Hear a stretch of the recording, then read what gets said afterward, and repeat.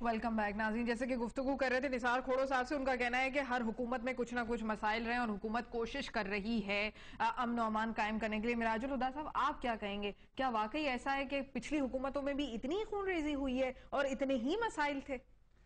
देखिए, जो अगर कराची की खूनरेजी की बात की जाए और मुल्क के अंदर खूनरेजी की बात की जाए, लेकिन मैं ज़रा सा ये कहूँगा कि इस वक्त शहर कराची के अंदर जो खूनरेजी मौजूद है, तो निसार खोड़ो साहब की ये बात अपनी जगह पर दुरुस्त है कि ये सिर्फ 3-4 साल का मसला नहीं है, बल्कि गुज़िश्ता 25 सालों के अंदर ये लहर कभी तेज़ और कभी हल्की होती रही है।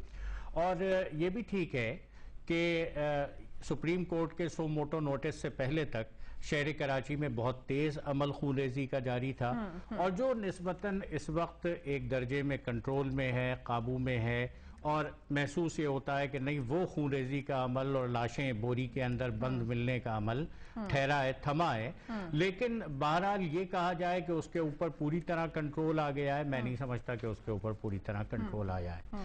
अवाम का एतमाद इस अमन के ऊपर कायम हो जाए और जो शहर कराची के अंदर एक कार्रवाई जारी है कानून को नाफिज करने की, उसके ऊपर अवाम का एतमाद पैदा हो जाए। मेरा ख्याल है कि उसके अंदर लिया गया है, सुप्रीम कोर्ट ने आपकी पार्टी का भी नाम लिया, आप लोग भी इन्वॉल्व हैं इसके? देखिए, बुनियादी मसला ये है कि सुप्रीम कोर्ट ने अपनी जानिब से कोई भी नाम नहीं लिया, बल्कि वो जितने लोगों ने आकर बयानात वहां पर दिए, उन्होंने उनके बयानात को तहरीर करके सामने पेश कर दिया।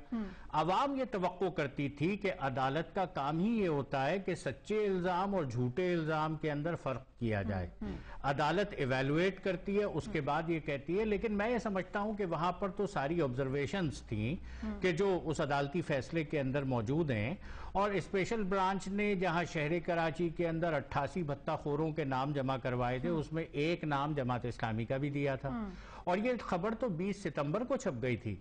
20 सितंबर ही को सुप्रीम कोर्ट ने कोई नई बात, अच्छा चलिए मुझे नहीं, लेकिन मेरी बात जरा सा मुकम्मल हो जाने दें। 20 सितंबर को फजलुर रहमान जिसका नाम दिया गया था, वो अपने थाने में पहुंचा। उसने कहा, मतलब है दीनी जमातें तो इन्वॉल्व तो है ना, मतलब सुप्रीम कोर्ट ने अगर ऑब्जर्वेशन भी दी है तो किसी बेस पे दी होगी। आप कह रहे हैं एक है, लेकिन उनके पास हो सकता है, उनके पास इतनी सारी रिपोर्टें थी, आईबी ने रिपोर्ट दी, आईएसआई ने ब्रीफिंग दी, मतलब उनके पास कुछ तो रिपोर्टें उन्होंने वहां पर फैसले के अंदर, मैंने पूरा फैसला पढ़ा है, फैसले के अंदर जो बयान स्पेशल ब्रांच की तरफ से दिया गया, जो डीजी रेंजर्स ने वहां पर पेश किया, उन्होंने सिर्फ उसको कोट किया है। उसके अंदर कहीं ये नहीं लिखा कि ये बात ठीक है, ये बात गलत है।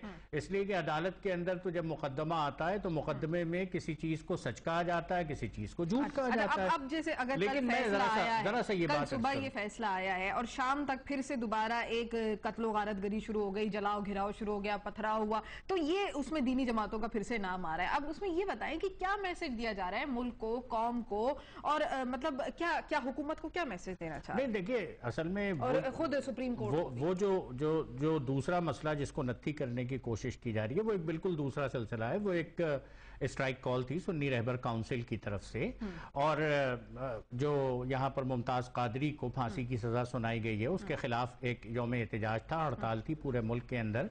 उस हवाले से कुछ चीजें जरूर हुई है, लेकिन मैं उसमें भी ये बात कहना चाहूंगा कि कोई आदमी जा बहक नहीं हुआ है, अल्हम्दुलिल्लाह। और उसके साथ ये बात कहना चाहूंगा, नहीं, उसके अंदर ये ठीक है कि टायर जले हैं, कुछ और चीजें भी जली हैं। नहीं, मैंने तो आज पूरी तरीके से इसको रीड किया है, मैंने इसको रीड किया है। मुझे बता दें किस जगह पर कोई आदमी जाबाक हुआ है। सुन्नी तहरीक का जो है वो एक कारकुन जो है वो शहीद हुए हैं इसके अंदर। नहीं, वो तो हो सकता है कि किसी लॉ इन्फोर्समेंट एजेंसी की तरफ से कोई चीज हुई हो, लेकिन कोई ऐसी चीज नहीं हुई कि अवाम में से किसी ने हाथ धोए हो जान से। लेकिन मुझे जरा ये बात कह लेने दीजिए, वो जो इससे पहले वाली बात थी, भत्ताखोरी और टारगेट किलिंग के अंदर चोली दामन का साथ है। जिन जमातों में इल्जाम लगाया गया है, जमात इस्लामी एक ऐसी जमात है जिसका कोई टारगेट किलर गिरफ्तार नहीं हुआ। आपकी पार्टी का, चलिए मैं वसीम अख्तर साहब से भी और जरा इसमें यह भी अर्ज करूं कि जमात इस्लामी एक ऐसी पार्टी है जो गुज़िश्ता कई दहाइयों से शहर कराची के अंदर भत्ताखोरी को कंट्रोल करने, पाबंदी लगाने, इसके खिलाफ मुहिम चला रही थी।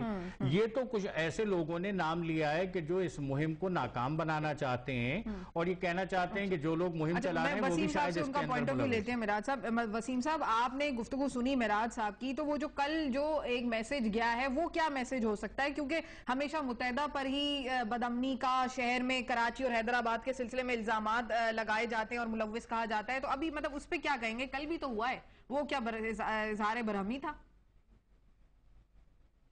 देखें, जिसका जिक्र कर रहे हैं आप, कल जो एहतजाज में लोग शामिल थे और जो कुछ भी बदअमनी हुई है उससे हटके मैं जो फैसला आया है उस पर बात करूंगा। जैसा कि मिराजुल हुदा भाई ने भी बात की कि कोर्ट की ऑब्जर्वेशंस थी और डायरेक्शंस थी। जिन लोगों ने कंप्लेंट्स लेके जो गए थे, काउंसिल, आईजी सिंध, एजेंसीज और मुख्तलिफ सियासी जमातें जो अपनी रिपोर्ट्स लेके गई थी, उनकी जांच पड़ताल के बाद सुप्रीम कोर्ट ने एक हुकूमत को और सियासी जमातों को डायरेक्शन दिए, ऑब्जर्वेशन अपनी बताई है और दोनों जमातों को और हुकूमत को डायरेक्शन दिए कि आपको ये स्टेप्स लेने होंगे।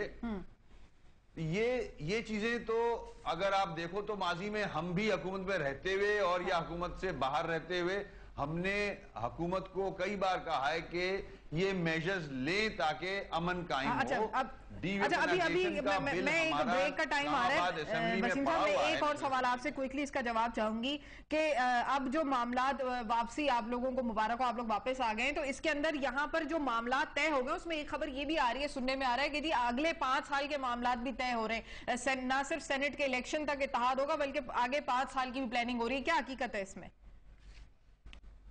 जैसे ये सियासत है। हाँ। इसमें जाहिर है जो कोalition पार्टनर्स होते हैं वो बातचीत अपने आप में करते हैं, अब एक दूसरे को इंगेज रखते हैं, तो मतलब है प्लानिंग कोई ऐसी? वक्त नहीं आ जाता। हाँ।